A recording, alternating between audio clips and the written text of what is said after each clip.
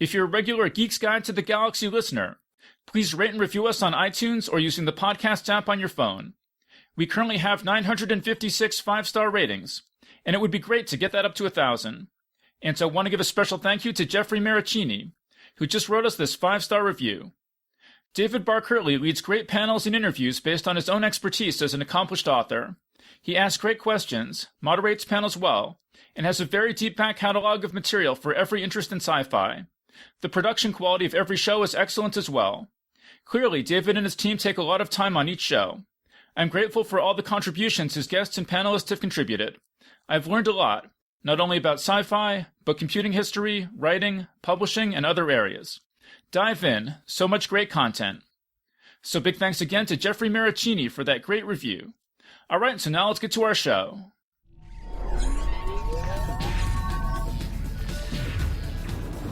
Wired.com presents The Geek's Guide to the Galaxy. And here is your host, David Barr-Kirtley. Hello, and welcome to episode 461 of Geek's Guide to the Galaxy. Our guest today is entrepreneur James Altucher, host of the popular podcast The James Altucher Show. And we'll be speaking with him today about his article 11 Sci-Fi Movies That Changed My Life, and about his new book Skip the Line, in which he shares lessons about life and business that he's learned from making millions, losing it all, making millions again, losing it all again, and then making millions a third time. And now here's our interview with James Altucher. All right, so we're here with James Altucher. Welcome to the show. David, thanks so much for having me on this show, Geek's Guide to the Galaxy. I'm looking forward to this. So let's get right into the thing. The first thing I wanted to ask you about is that you wrote an article called 11 Sci-Fi Movies That Changed My Life. So do you remember how you came up with the idea for that article? Well, I mean, since I was a kid, I've been a sci-fi fan, probably like every, I don't know how I would describe myself. I wasn't like the average kid, and I just loved, I read every science fiction book I could find. I watched every science fiction movie, and probably there were several. I mean, certainly Star Wars is a classic. I was 9 years old when that came out. It was so influential to me. It changed my life like it did for many other kids. But, that's obviously influential. But there's a million science fiction movies that have been, a big influence on me. So would other kids know, like, oh, James, he's the sci-fi geek? Or was it something you kind of kept to yourself? I mean, look at me. If anyone sees a picture of me, I look like if you didn't think I was a sci-fi geek, there's probably something wrong with you.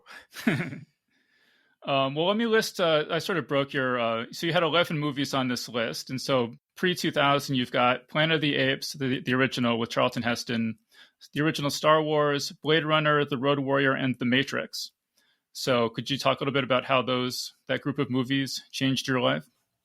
Yeah, I think, and I don't even know if I would classify some of them as like pure science fiction. Like Star Wars, even George Lucas tried to make he even called it like a sci-fi meets Western. But there's also this kind of almost spiritual aspect to it with the Force. And I just, as a kid, that had such influence on me, and still does. Like, even as an adult, I remember one time I was going out of business with one of my businesses. Things were going bad. Investors were pulling out of the business. And I would buy these weird self-published books like, how to use the Force and stuff like that. Like this, I was like an adult in my 30s. And I literally would say, okay, I am going to trust in the Force that this business is going to be saved.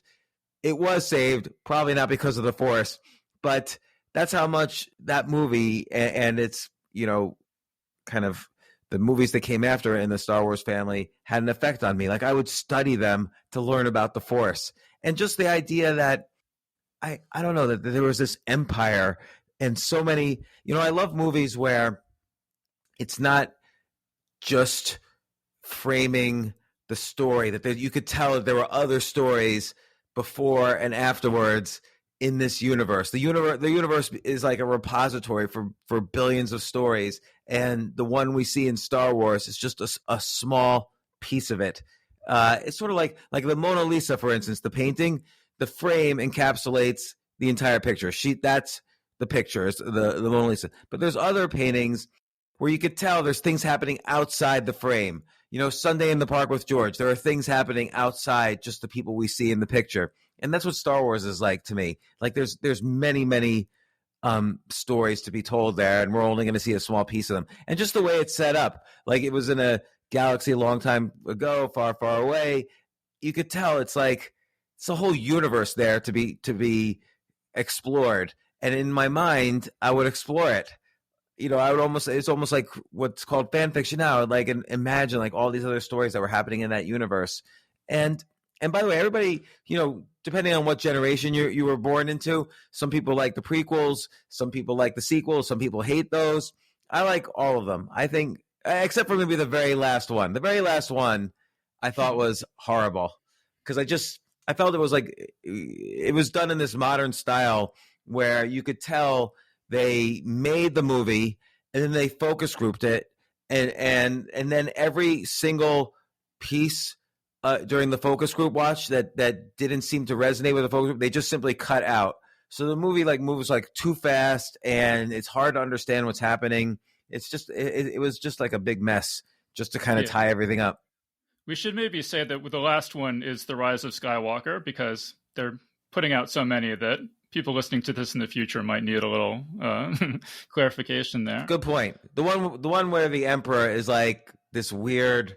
He took over this planet somehow after dying in Empire Strikes Back or in Return of the Jedi, and Rey is somehow his grandchild. We never hear any more about his son, who seems to like have disappeared from the plot. And on and on. There's like so many problems with it. Just, you know, I'm a writer, and just from the point of view of like a writer, it was like a horrible movie. But then the way they edited it was just a shame. Yeah, no, I completely agree with that. But, you know, one of the things I talk about on the show a lot is that I was raised, you know, both my parents are not religious, so I didn't really have any religious upbringing. And so I really feel like science fiction was kind of it played the same role in my life that religion plays in the life of a religious person. I agree. Same for me. Like, and that's why most of the movies on my list have kind of a semi-religious component. Yeah. Well, let me list the post-2000 movies on your list are District 9, Minority Report, Edge of Tomorrow, Her, Looper, and Arrival. So, what do you think about anything jump to mind about how those changed your life?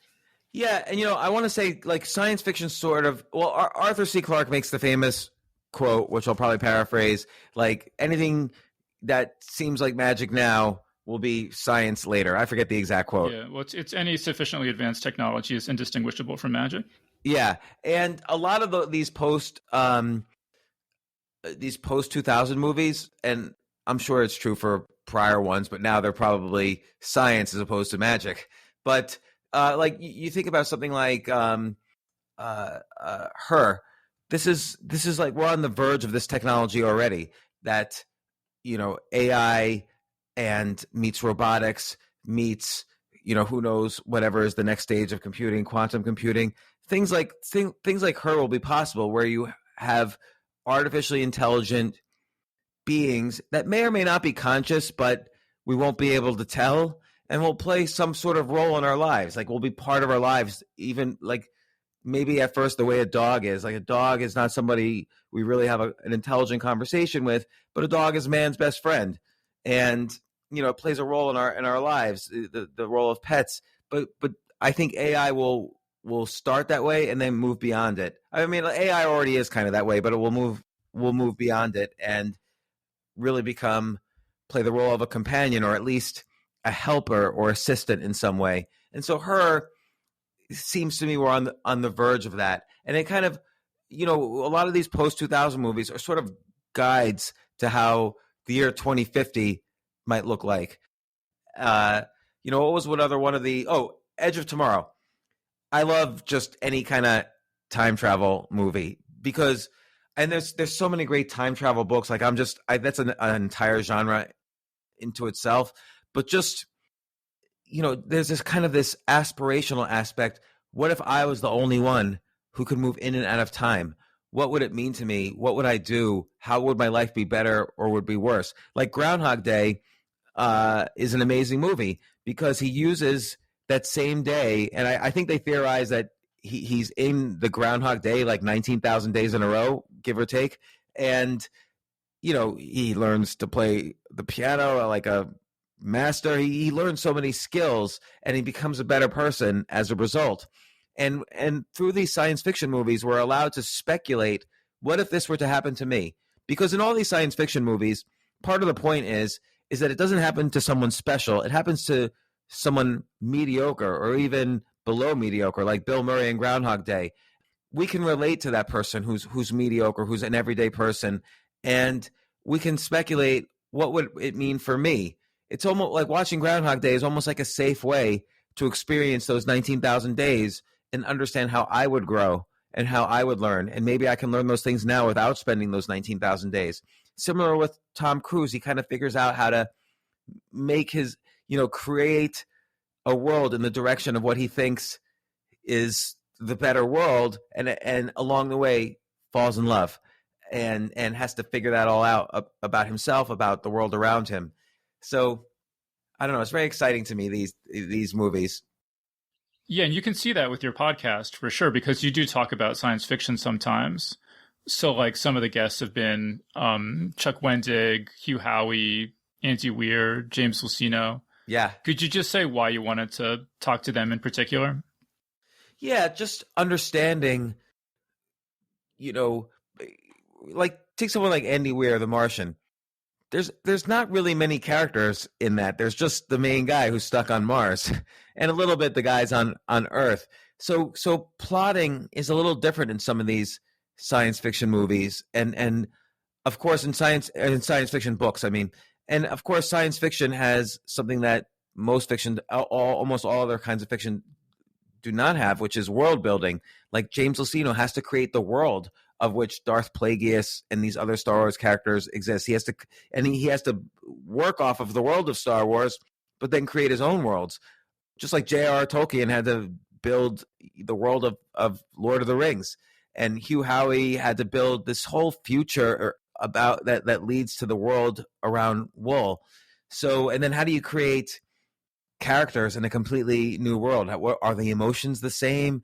And how do you do plot so that people don't get lost in the details of the world? Like science fiction is very hard to write, I would think. So you don't want to get too obsessed with the world, and you don't want to forget that you're creating a world. So you have to deal with that, but you also have to deal with a normal plot. Yeah. I mean, one thing, it was interesting to me listening to you interview different people. Like I think it was in the Chuck Wendig interview, is you mentioned reading, Roger Zelazny and Poppy Z. Brite and authors like that. And a lot of people I would talk to who are science fiction fans, but not in the field professionally, they would know kind of the same 8 authors, like Asimov, Heinlein, Clarke, William Gibson, Neil Stephenson, et cetera. And I thought it was interesting. Like you read a lot of science fiction that you would be pulling out, like Roger Zelazny, Poppy Z. Brite, and authors like that. Yeah, I mean, as a kid, so I grew up in the 70s and the 80s, and there weren't really a lot of science fiction movies. Like I can't name more than a handful, but there were a lot of science fiction books. And yes, the guys you mentioned, like Robert Heinlein, Isaac Asimov, these were like the classics from the 50s, 60s, 70s, 80s, who won all the Hugo Awards and so on. But there was a lot of good, innovative writing among, a younger generation of writers that was happening particularly in the 80s. And I probably enjoyed fantasy a little bit more than science fiction. Like Roger Zelazny, I would consider more a fantasy writer. But just again, it takes extra imagination, because not only do you have to plot and build really strong characters, which not a lot of these writers did, by the way. A lot of the science fiction writers focus too much on the science.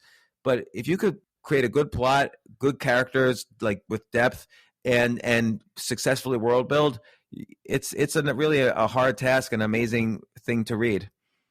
Yeah, I mean, Roger Zelazny's Chronicles of Amber is my all-time favorite series. Like I've read some of those books 40 or 50 times. Yeah, me too. It's so funny. I just bought it. Like I hadn't read it in maybe, I would say 20 years. I read it 20 years ago, and was the last time I read it. I read it a million times as a kid, but I just rebought it, the whole series. Yeah, The Great Book of Amber. Yeah. So what was it like reading it 20 years later? Was it the same as you remembered or different?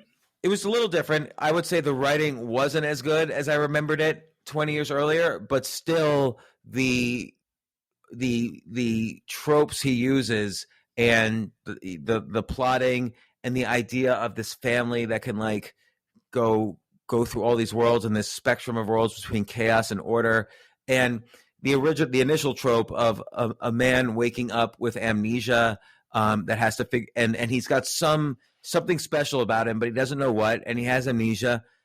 Voila, we have the Bourne Identity takes the exact trope, decades later by Robert Ludlum.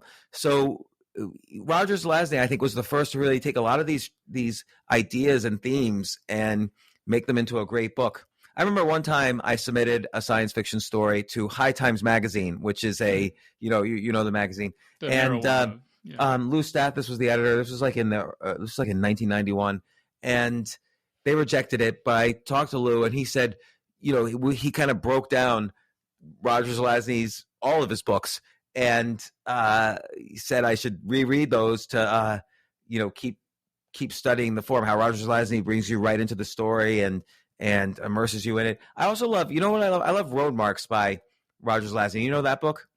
Yeah, actually, I just saw that George R. R. Martin is turning that into a TV show. Oh, you're kidding. That is the ideal book for a TV show, because you could keep on generating stories forever as basically this guy's driving on a highway in and out of time. Every exit's like a different world or time period. And I thought it was beautiful. And then I like his Lord of Light. It's really, really great. He's such a great imagination. You really see imagination in the science fiction writers.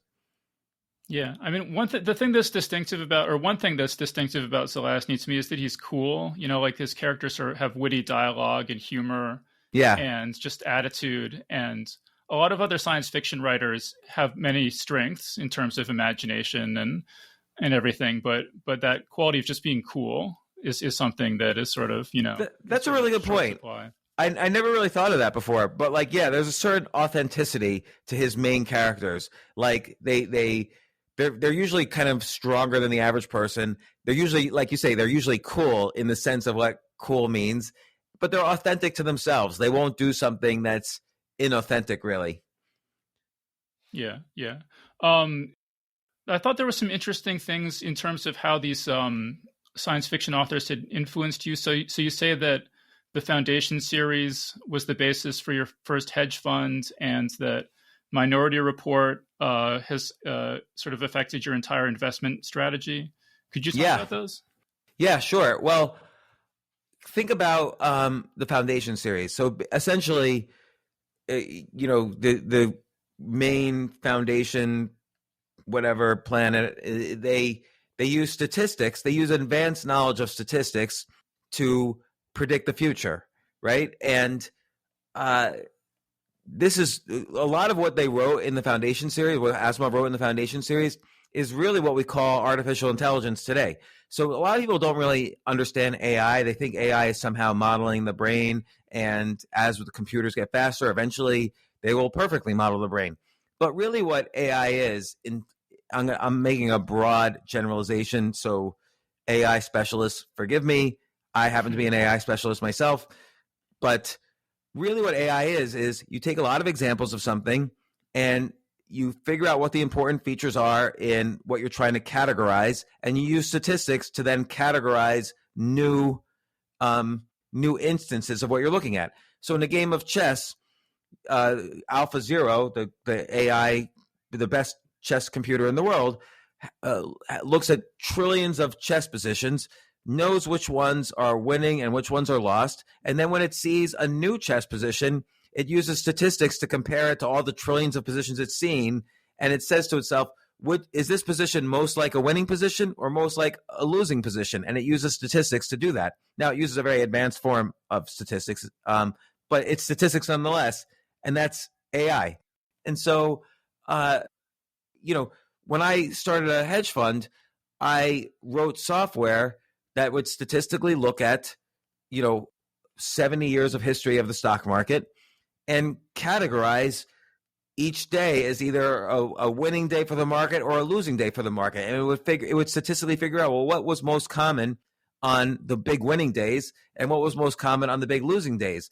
Now, tomorrow is a new instance of a day in the market. And I would then use all the prior history and the statistics about that to predict what would happen the next day in the market or what would happen the next day with certain stocks. And it worked. It was a very successful strategy. And I was doing this like in 2000, 2001, 2002.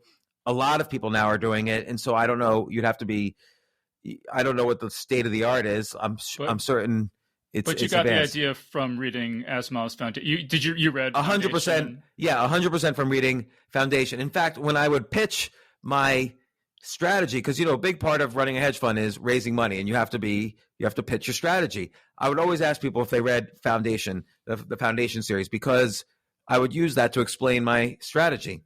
And what was the other one you mentioned? Minority Report. It's the same thing. Minority Report's the exact same thing as Foundation. Is that and by the way, the company Palantir is the exact same thing as Minority Report. Palantir, when your bank calls you and says, "Oh, you've made a transaction that we think might be fraud," that's because they have lots of statistics about you and about people who are like you and about people who are like you who then commit fraud.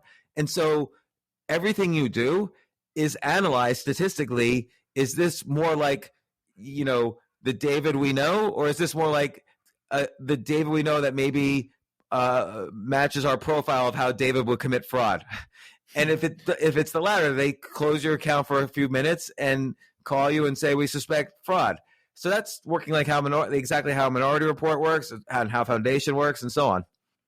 I heard you saying in one of your podcasts that I listened to that you're not concerned about AIs waking up or like taking over or running amok or anything like that. No, that's insane. Like, is a dog ever going to think like a human? No.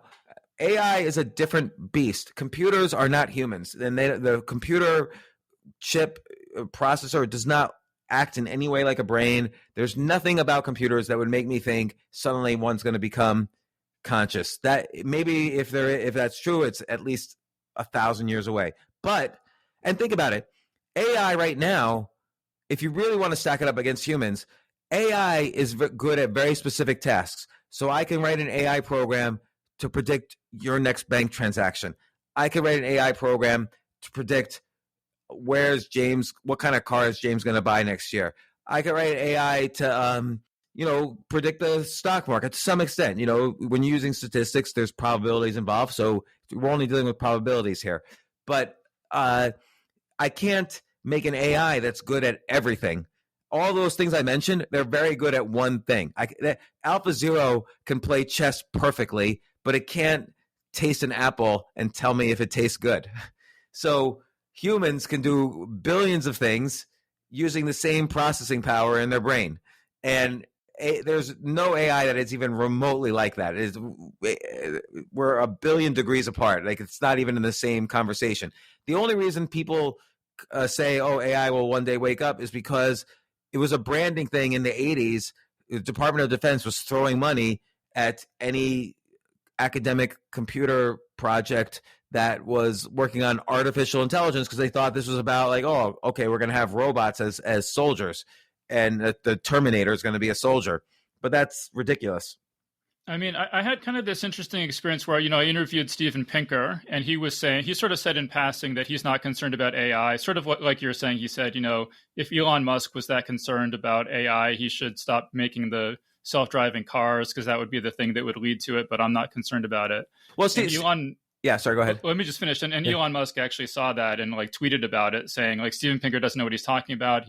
There's a complete difference between the kind of AI that would drive your car and general AI, and there are good reasons to be really worried about that. And I feel like he seems like someone who, like, if it's as clear cut as you're saying, it's 1,000 years away, 1,000,000 miles away. Like, how do you think that people like Elon Musk are so concerned about this?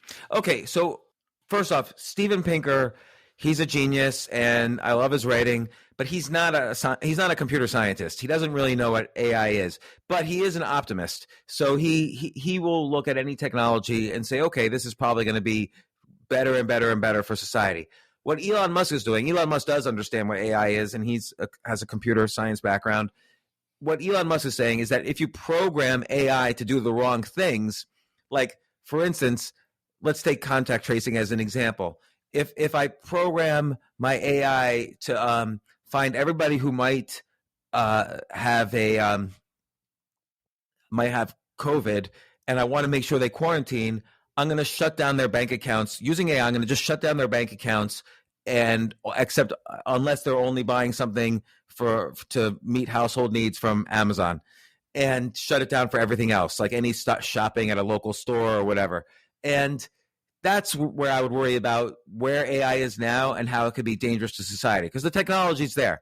I can predict somebody should be doing something else other than what the government thinks they're doing, and I'm going to prevent them from doing anything else using AI. That's possible right now. So that's what Elon Musk is worried about.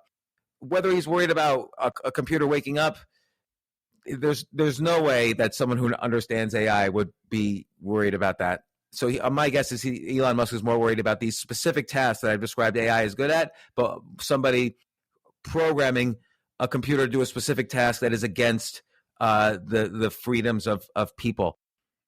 So in your book, Skip the Line, which I do want to talk about, one of the things you say is that, I mean, you talk about a lot of different things in the book, but you talk about your podcast, which I'm particularly interested in, obviously. And one of the lines that jumped out at me is you say, I interviewed thousands of people at 3 a.m. in New York City. I interviewed prostitutes, pimps, drug dealers, and homeless people. I learned how to interview during this period. And just as an interviewer myself, I was just curious, what did you learn about interviewing from that whole experience? Yeah, so back in 1996 through 98 or so, I was doing a project for HBO called 3 a.m., where I would interview people at 3 a.m. on like a Tuesday night. Why a Tuesday night? Is because if you, David, were out at 3 a.m. on a Tuesday night in New York City, you're probably not up to anything good. Like Saturday night, okay, people go to bars, people go to parties, where they're hanging out with friends. Saturday night's like any other, like normal behavior.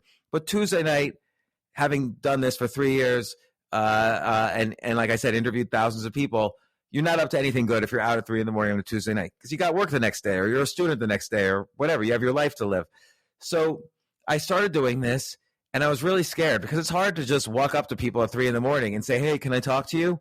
And I the first thing I learned was to overcome my fears and shyness. Like, you just have to go up to people, and everybody has a story, and you just have to respect that story. And you also have to make sure right away that you're likable, that you're not, I mean, you're walking up to someone at 3 a.m. So you have to make sure they're not threatened at all. And so you have to be likable, and you have to learn.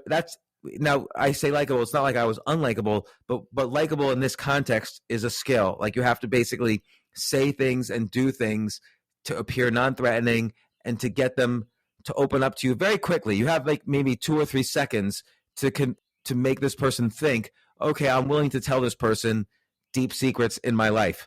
Because it's only interesting when you find out why they're out at 3 a.m, and most of them are up to something not so good. So they've got to acknowledge that they're going to tell you things that in normal circumstances, they wouldn't want the whole world to know. And so I really learned a lot about that. And I really did. And then I also learned everybody's got a story, but then everyone's got a deeper story. So a transvestite prostitute on the street in the meatpacking district in Manhattan, which used to be a very tough area, now it's like a glamorous area. But a transvestite prostitute, this person first has the story of what's going on tonight, you know, what's the life of a transvestite prostitute like? Why don't they have another kind of job? And you learn a lot. But then the deeper story is what happened to them as a child, where now this is their life. And what are they going to do when they're older? And, you know, what do they cry about when they get home? Everyone's got a story, but then everyone's got a deeper story. So is it pretty similar interviewing people for your podcast who are like, you know, entrepreneurs and celebrities and podcasters and writers and things? Then is that pretty similar to interviewing the prostitutes and absolutely. And sometimes people you can't do it. Like, sometimes their shell is too hard, or it's not enough time, or they weren't really willing. They were on the defensive. They weren't really willing. So that, again, the likability thing is just as important. Becoming friends with them in a very short period of time. And also, you have to listen very closely. Like, I was talking to Coolio once, the rapper, and we were talking about his rap career, and that was fascinating. That's the story. And then he was like, and then I took a few years off. I had some coke addiction problems, but I solved that, and then I got into cooking. And I said, whoa, how do you just solve your coke addiction, and how did you get into that? And so that's, for him, the deeper story. Like, here's this kid who grew up in Compton, and for 17 years, he would write lyrics every day. He was never really in a gang or anything. He would just sit at home and write lyrics. He was kind of the geeky guy. And then suddenly he has the number one hit in the world. So he didn't really grow up with an addictive personality or anything, except he was obsessed with rap. And he really understood rap and hip hop, and he broke it down. But then there was this deeper story that he had some problems after that. And why would someone so successful have these problems, and how did he solve them? It's funny when you say the thing about Coolio saying, he had addiction, and you're like, whoa, wait, slow down. I kind of had the same experience reading your book, because there would just be these like random lines where it would be like, the last time I cooked, which it sounds like was a long time ago, I haven't been to the doctor since I was a teenager. I'm not allowed to drive. They're just like these, like, my mom says I was creepy. Even my mom says I'm creepy. Like, there would just be these things where I was like, wait, I want some more elaboration on some things, because right. It sounds like there's a big story behind some of these. And so it's hard to judge one's own writing. Like, I don't know if that's a good thing or a bad thing, but like, it's like what I said earlier about paintings. Some paintings are completely within the frame, and some paintings, that part of the story is happening outside the frame. And so I like to write in such a way that, I have a story to tell, and it could fit within the pages of a book, but there's more to me, and there's more stories, and some stories are not really in the context of the book. But just know that there's a whole universe here, not just what you're seeing between page 1 and page 300. But did I read that correctly, that you haven't cooked? You don't cook at right? all, I don't cook. Yeah. So you just get like food delivered, or? Well, I have a wife and kids, and they cook, okay. So I'm very grateful for that. But yeah, during the pandemic, we had a lot of food delivered. And the last time I did cook, like, the oven literally blew up. So I kind of have nervousness about cooking. Yeah. Well, so yeah, actually, speaking of the pandemic, so you had been doing all your interviews live, I think, sort of in your like comedy, like above your comedy club and stuff. But then because of the pandemic, obviously, then you had to do them remotely. And you say in the book that that as a podcaster, Zoom is very lacking, and none of its competitors are any better.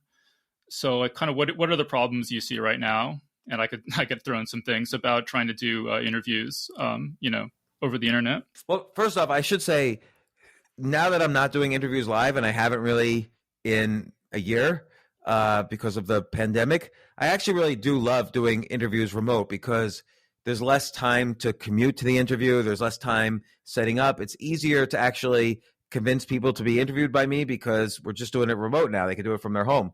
I used to require people to come to me. And so I enjoy, and also I can take notes during the interview a little more easily. So, because if I'm going to write an article about it, so I love interviewing remote. But in terms of the software, it's a disaster out there. Like, first up, Zoom, of course, is the go-to software that most podcasters use. And Zoom, the video quality is so poor. Zoom's great for office meetings and conferences, virtual conferences and stuff like that. But the audio quality is very one-sided. So you have the same problems as with Skype. If one person has a bad internet connection, you're screwed. Like, the interview will not sound good. And since most people listen to podcasts instead of watching them on YouTube or whatever, if you don't have good audio, it's over for you. Like, your podcast is not going to survive.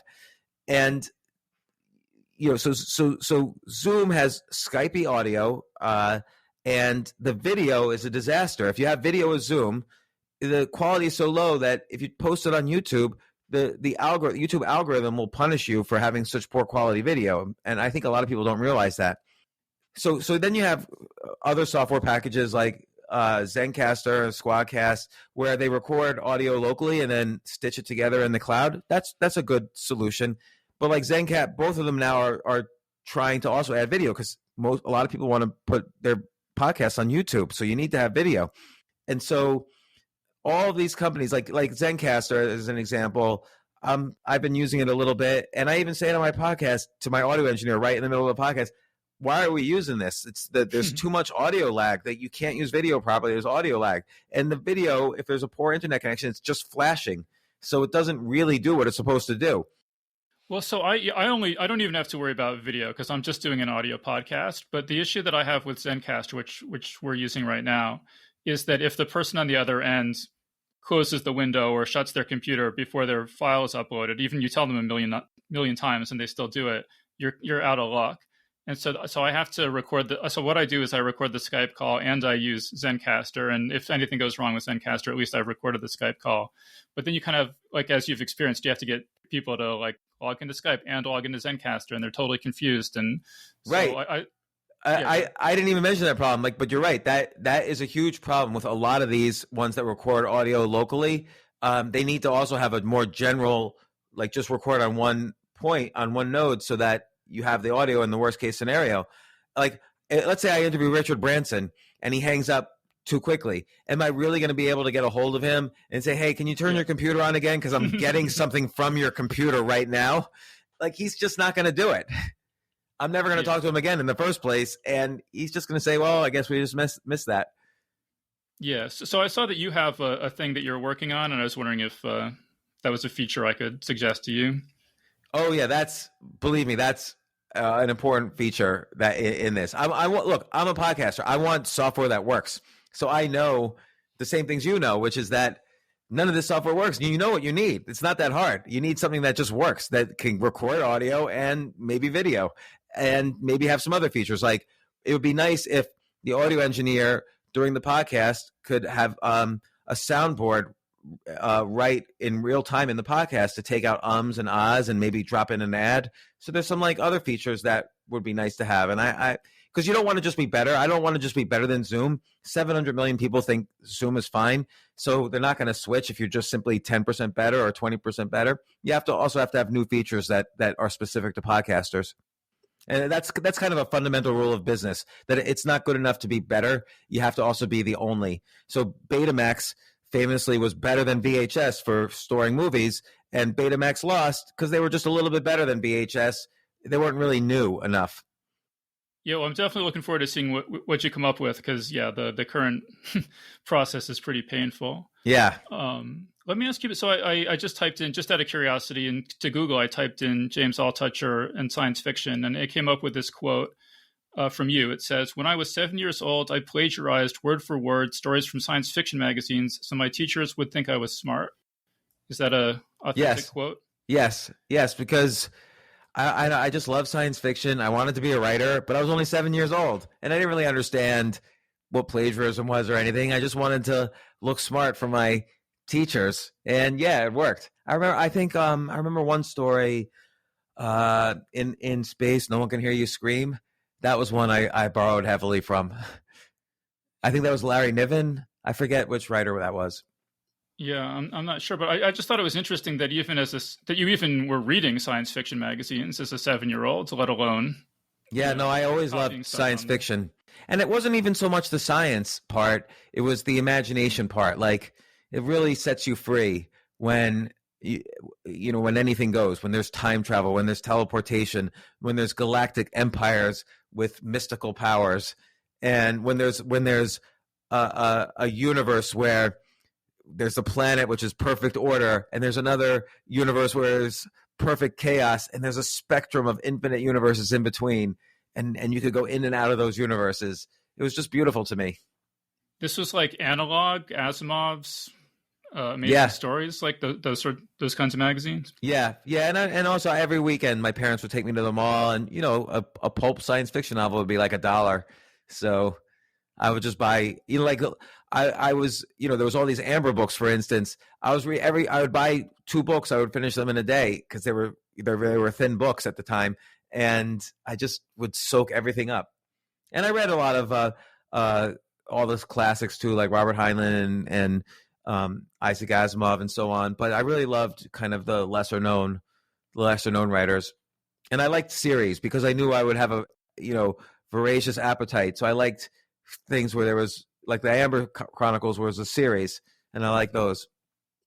Yeah, no, I really love the 60,000 word slim novels, like the Amber novels. I used to read, the second book is The Guns of Avalon. And whenever I was homesick from school, I had kind of a routine where I would watch Ferris Bueller's Day Off and then I would read The Guns of Avalon. Yeah. And it's the kind of thing you could do both of those and then be done by dinner time, because the novel is not that long. Yeah, and and those tropes could still be played with, which we've seen. I gave an example with the Bourne Identity starts off the same way the Amber Chronicles do, and but also maybe this idea of a family that is in this distant universe that is perfect order, but they're the only ones who could travel to all the other. Like there's things in there that you could still draw from and create stories out of, and particularly road marks could be redone over and over again. Like that's just a brilliant idea. And there has been, I saw one where there was a giant elevator, a story with a giant elevator where every floor was like a different time period and you didn't know what it was. And that was kind of the same trope as road marks. And Lord of Light, an idea of an elite group of people using technology to keep their elite status while everyone else gets, worse and worse off. Heck, that's a trope that was used in the presidential election this past year. It was with Andrew Yang saying that, or no, not Andrew Yang. Actually, it was Yuval Harari in his book Homo Deus said that this is a possibility. As the rich get richer, technology, they can make it so technology only benefits them and not people who are poor. Now, I disagreed with that for fundamental economic reasons, and he kind of agreed with me. But it's interesting that people still use these ideas. Yeah, I would love to see more stuff that kind of takes some of the ideas in Amber and runs with them, because I agree with you. I think there's a lot that could be done. I mean, you have stuff like Charles Stross had this series called The Merchant Princes. I don't know that one. Neil Gaiman's Sandman, I think, is pretty heavily influenced by... yeah, I loved Sandman. It's the most brilliant comic book series ever. And, here's the thing about Neil Gaiman. He's a great writer, great imagination. I think sometimes he loves his stories and his characters and his setup so much. It's almost like he doesn't want to end them. He has a hard time concluding stories. So you never really get like the most, he doesn't really conclude like you would expect a writer to conclude. But he's still, Sandman is the best series I've ever read. And I love American Gods as well, which has a similar type of trope, which is there's this family you're only vaguely conscious of somehow, and yet they rule everything around you in a way that's deep and mysterious and philosophical. Speaking of comics, in the book you say at one point, maybe I can write that Son of Doctor Strange comic I've always been planning. Yeah. What's the status on that? Well, probably nothing. Although one time I scripted out, I read a lot of Alan Moore and I read a lot of Sandman, and I scripted out in comic book script style a series based on Delirium from the Sandman series, actually.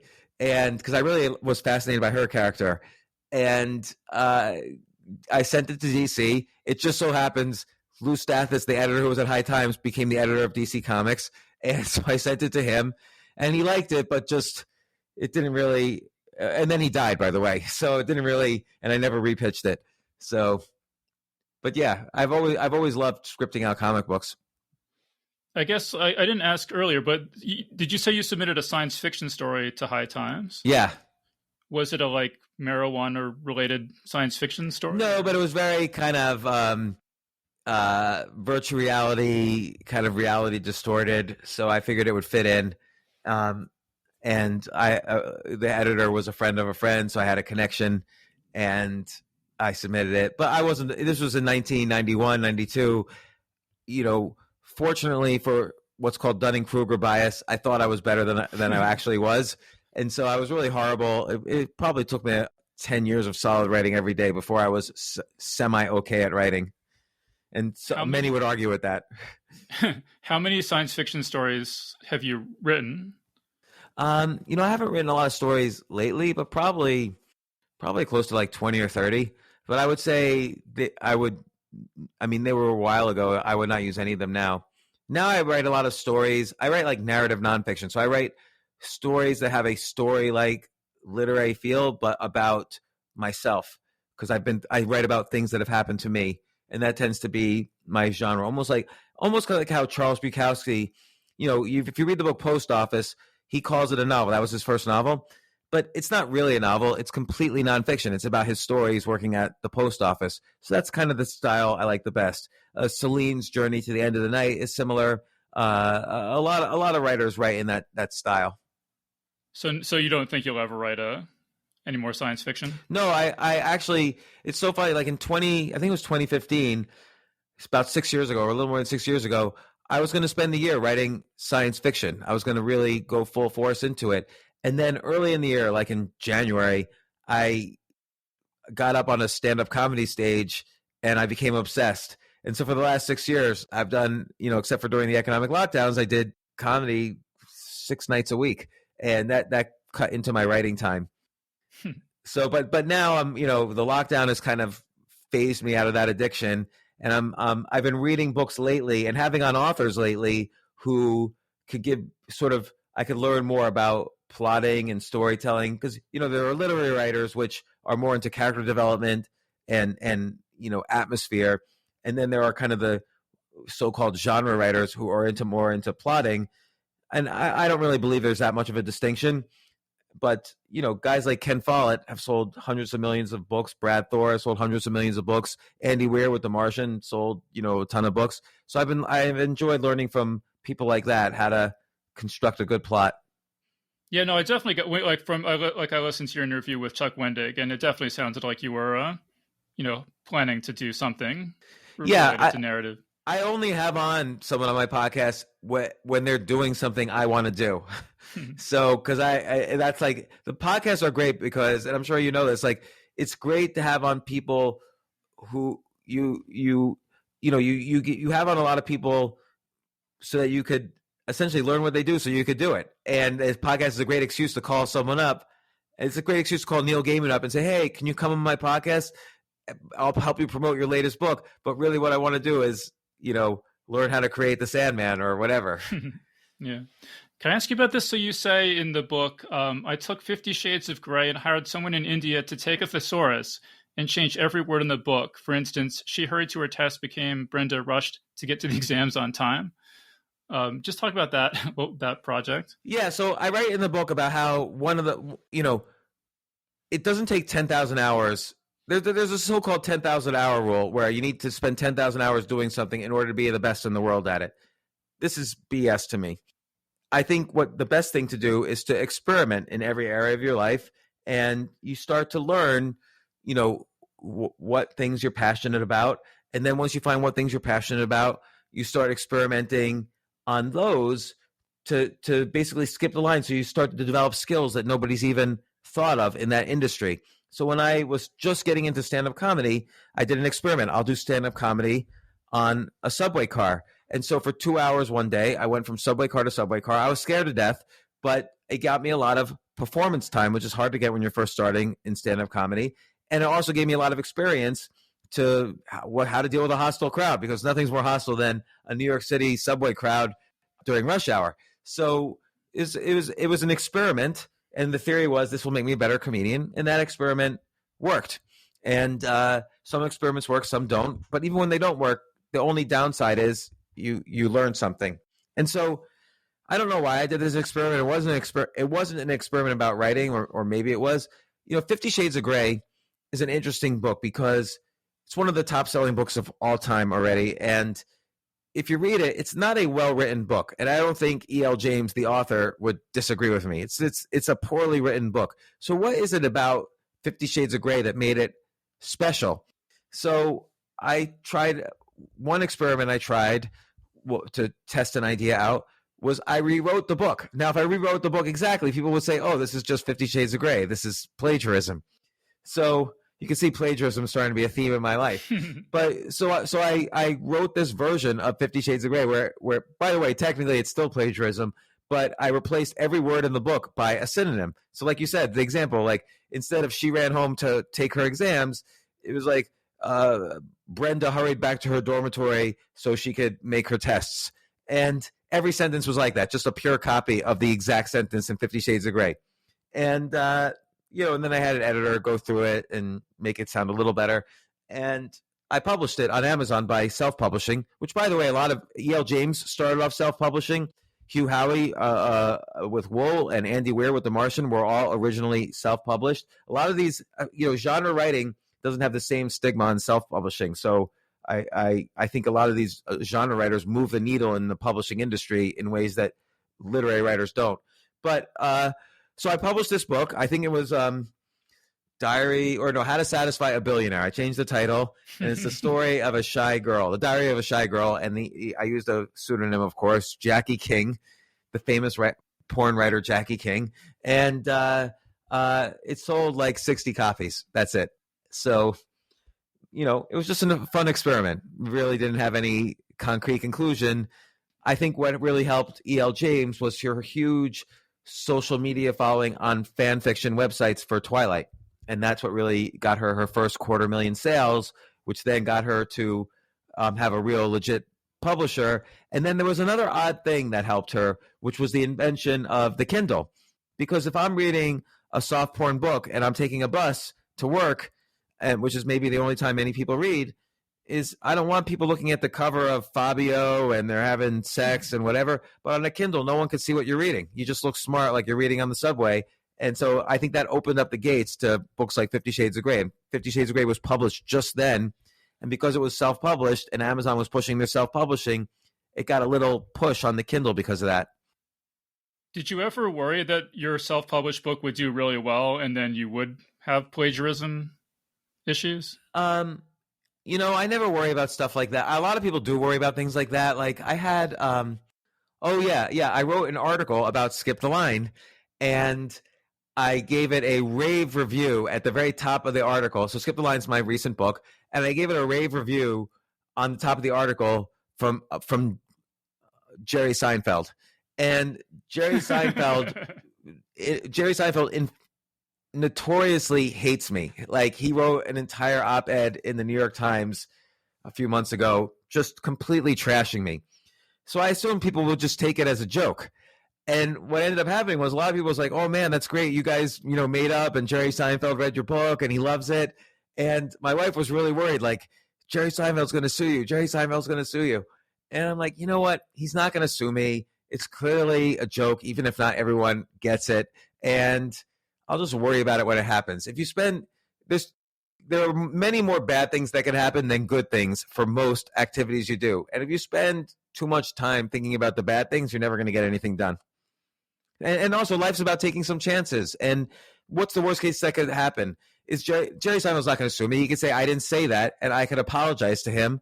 And by the way, that's newsworthy, so that will drive sales to the book. That's the worst that could happen. I was wondering, because I followed the whole, because to explain, you wrote an article called "New York City is Dead Forever" or something like that. Yeah. And then Jerry Seinfeld called you a putz and a loser and stuff. Lots of things, yes. Since I'm not that involved in the comedy world, so I wasn't sure how. Like, is he really legitimately hates you, or is all of it kind of a way to get publicity and have fun or whatever? Like, if you ran into him at a club or something, probably legitimately. Probably a little bit of both. Like, I don't think he likes me, but I don't think he despises me or anything. He maybe despised my article, and I think he misread my article. We both have a similar love for New York City, and we want it to be good. I just think he was in a little denial, and he probably thought I was wrong. So, but yeah, he's performed at the club that I own, and I have no real problem with him. But it did cause me a lot of grief. A lot of people rode his words and really used that to further trash me. And it was a lot of comedians trying to get on his good side, trashed me, and I knew all of them. And so it was really personally upsetting, but it was, for me, I didn't care that much. His opinion is not one that I'm like, oh my God, I hope Jerry Seinfeld likes me. Like, his opinion is not one I focus on. Yeah. I guess maybe the last thing I'll mention here is that I forget which interview I was just listening to, but the two of you were talking, I forget which one it was, but the two of you were talking about why was Harry Potter so successful when other, similar books weren't. And I even interviewed an author named Jane Yolen, and she wrote a book called like Wizard School or something like that came out, 10 or 15 years before Harry Potter. And it was exactly the same thing. There was like a a kid with glasses, and his best friend was a girl, and his other best friend had red hair, and the bad guy is a former professor at their magic school and all this stuff. And then obviously it didn't have anything like the success of Harry Potter, even though she's a great author, and I suspect the book might even be better. I haven't read it. But I really felt like, and I wasn't really involved in publishing when the first Harry Potter book came out. I was just in college, but like everybody I heard talking about it was just really obsessed with this idea that the author had been on welfare.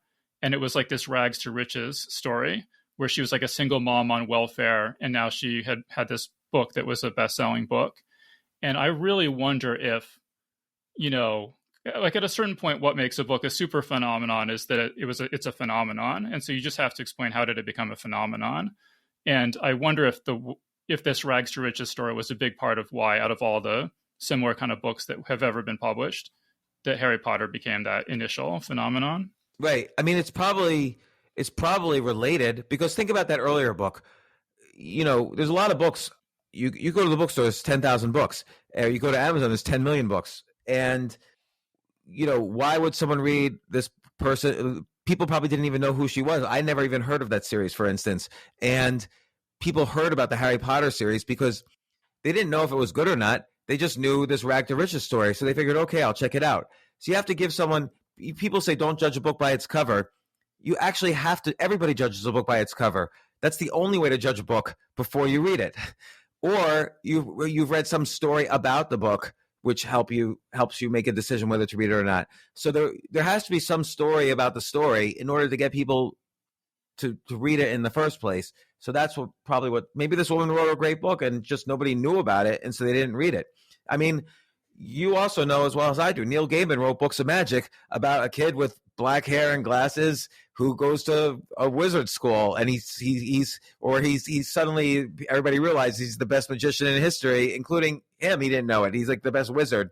And so people accused her of stealing from that plot, but that's like, it's a familiar trope. There's been many, what was it, Lev Grossman's written magician school type books since then, and they've done very well. There's a lot of people who have written similar types of books, and then you kind of take a trope like that or a genre like that and you reverse it. So there's the Lemony Snicket or something, who's like a kid who's like a bad wizard or something.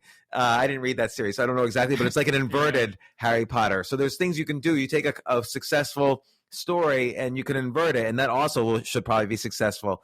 But as always, you need the story behind the story as well. I mean, for a while, young adult paranormal was a huge booming industry, maybe in part because of the success of Harry Potter or other things, like the Hunger Games and all these other books. But eventually it tires out. Like 1,000 people write the same story, and eventually it tires out.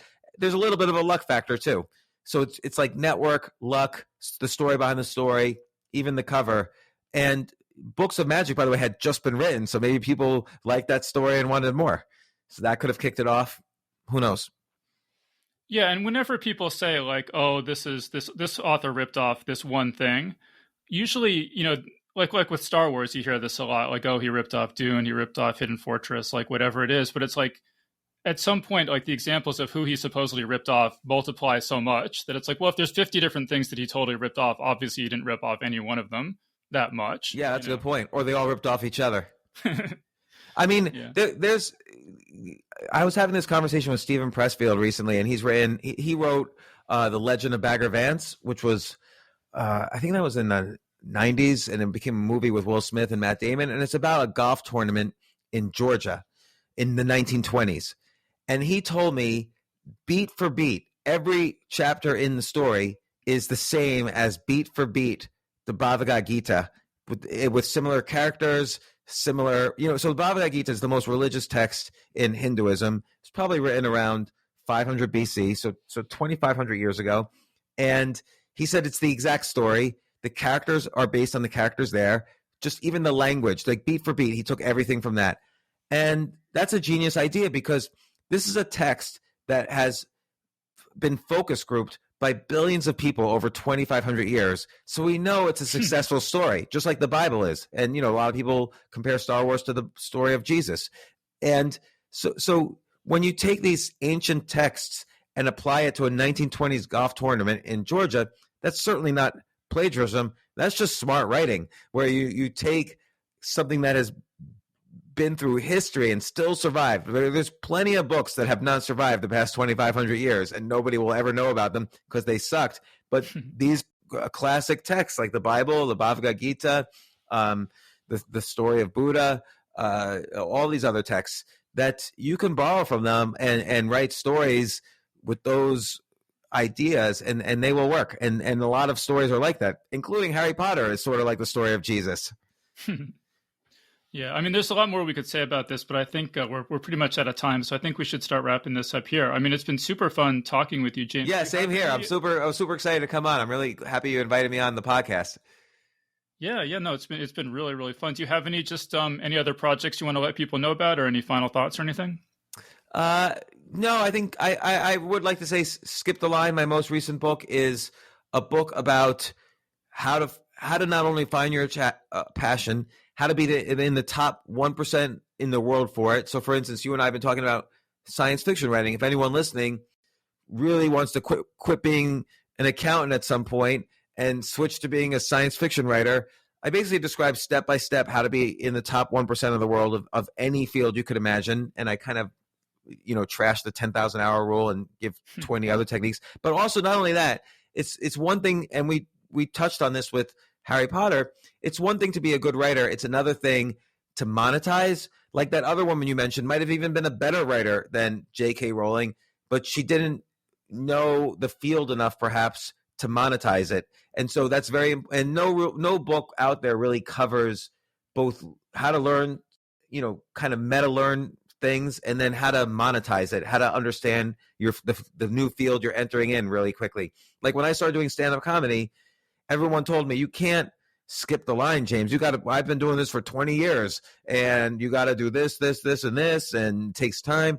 Well, just a few years later, I was touring all over the world, and people enjoyed it. And even right before the pandemic, I toured all over the Netherlands and then came back here and did a bunch of cities here. And I just canceled going to Philadelphia because I didn't feel like going. But in any case, it's possible literally to do just about anything you want and do it well and monetize it. And that's what I've switched careers like 5 or 6 times, and so have every one of my 800 podcast guests, and that's what I've learned. Yeah, no, it's really good about. I mean, like I'm not very good at monetizing or making money in general. And just reading through the book, I just kept. And I don't usually think about ways I could make more money, but just reading through this book, I was just getting all these ideas, like, oh, I could make money this way, I could make money this way. So it's definitely good for that. Yeah, I mean, how like I know you write a lot of science fiction stories. Have you gone into novel writing? No, I haven't. So I published about 30. I started publishing science fiction stories when I was 16, and I published about 30, and I was in like best of the year anthologies and stuff like that. And then I got into podcasting, and I've just had so much fun podcasting that it kind of took over my life, and I've been doing that for about 10 years. Oh, great! And I do want to get. The next step would be to write a novel, but I haven't written a novel yet. I am hoping to get back to that. It's interesting though, but like, I don't know how many people listen to your podcast, but you've been doing it 10 years. I'm assuming you have a good audience. The thing is, every episode of your podcast probably gets more listeners than the average. The average novel has like 200 sales. So, it's hard. People aren't really as interested in brand new novels these days as much. Yeah. So it'd be more just because I want to do it for myself. It's been my lifelong dream. But yes, one of the things that's kept me doing podcasts is just it's so much fun recording something and having it come out a couple of days later. Whereas when I was writing fiction, it would be like a year or 2 years or 3 years, even for a short story, from the time that you sell it to the time that it actually gets published. And that's pretty frustrating to deal with. That's what I love about self-publishing. You can finish the novel and just make sure it's good enough and upload it to Amazon, and now it's published. And no one ever asks, well, did Tor Books publish you? No one cares. Like, here's my science fiction book. Enjoy it. Yeah, so I might do that for sure. And again, like Wool started that way. 50 Shades of Grey, The Martian, a lot of great science fiction books started that way. Yeah, absolutely. Yeah, and Wool and The Martian are like not only were they self-publishing successes, but they're also some of the best books that I've read in the last 10 years that I've been doing this podcast. So. Oh my God, I love them so much. And like Hugh Howey is just a great science fiction writer. Yeah, no, he's amazing. Yeah, and he's been on the show too. So if people are curious, you check that out. Yeah. But yes, why don't we wrap things up there? So we've been speaking with James Altucher, and again, his new book is called Skip the Line. So James, thank you so much for joining us. Oh my gosh, David, this is such a pleasure. Your podcast is great. The interview was really fun. I enjoyed talking with you. Let's keep staying in touch. Yeah, absolutely. I'd love that. Thanks, David. And that was our interview. So big thanks again to James Altucher for joining us on the show. And remember that Geek's Guide to the Galaxy is made possible thanks to support from listeners like you. So if you enjoy the show and want it to continue, please sign up to give us $1 or $2 per episode over at patreon.com/geeks. And if you'd rather make a one-time contribution, you can do that via check or PayPal over at geeksguideshow.com/crowdfunding. So big thanks again to everyone who's contributed. We really appreciate it. All right, so that was our show. So thanks everyone for listening, and we'll see you next time. The Geek's Guide to the Galaxy is a production of Wired.com. For more information about the show, visit geeksguideshow.com. To learn more about your host, visit davidbarrkirtley.com. Music and voiceover produced by yours truly, Jack Kincaid. If you enjoyed this program, tell your friends. If you didn't enjoy it, tell no one. Thank you for listening.